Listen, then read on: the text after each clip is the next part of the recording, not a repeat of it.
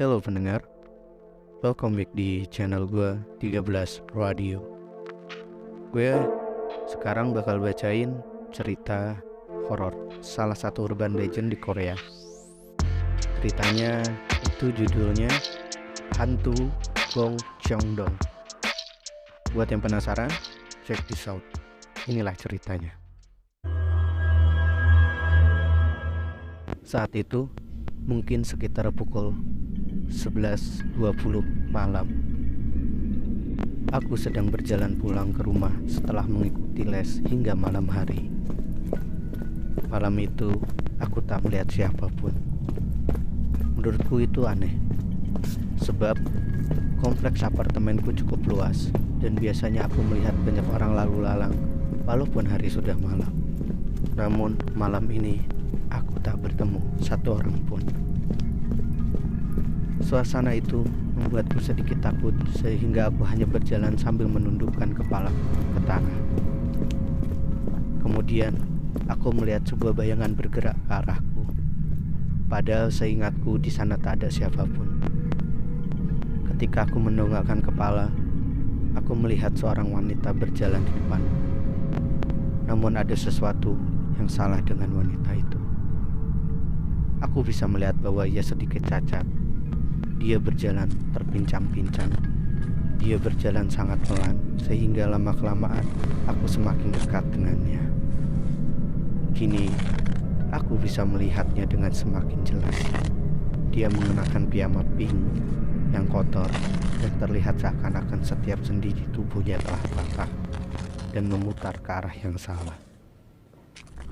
Wanita itu terlihat amat sangat mengerikan. Jadi aku memutuskan untuk berhenti berjalan.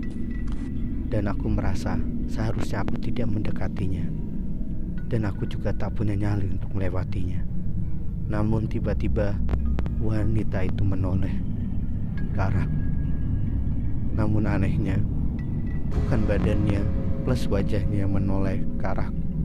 Namun wajahnya menengok ke belakang. Lehernya berputar 360 derajat. Dan itu sangat amat mengerikan.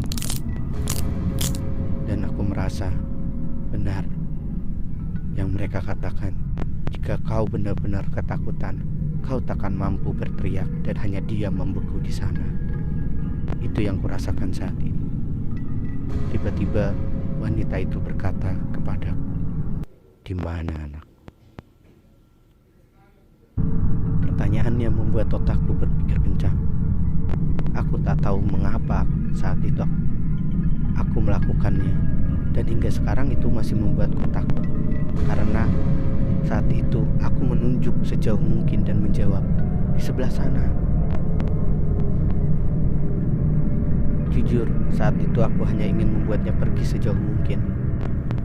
Pergi sejauh mungkin dari sosok wanita itu. Aku berharap setelah aku menunjuk jauh ke arah sana, wanita itu akan mengikuti arah tunjukku lalu pergi meninggalkanku. Benar, dia berjalan terpincang-pincang ke arah yang kutunjuk. Dan aku tak melihatnya lagi. Dan aku tak mau bertemu dengannya lagi. Jika aku berbalik dan berjalan secepatnya meninggalkan kompleks apartemen itu, aku tak mampu memikirkan hal lain selain pergi secepatnya dari situ, berada di tempat yang ramai. Namun dikala aku berjalan, tiba-tiba suara wanita itu berteriak, "Dia tak ada di sana." Lalu wanita itu lari ke arahku dengan sangat kencang. Dan saat itu tiba-tiba aku pingsan dan aku tidak ingat apa-apa kejadian setelah itu.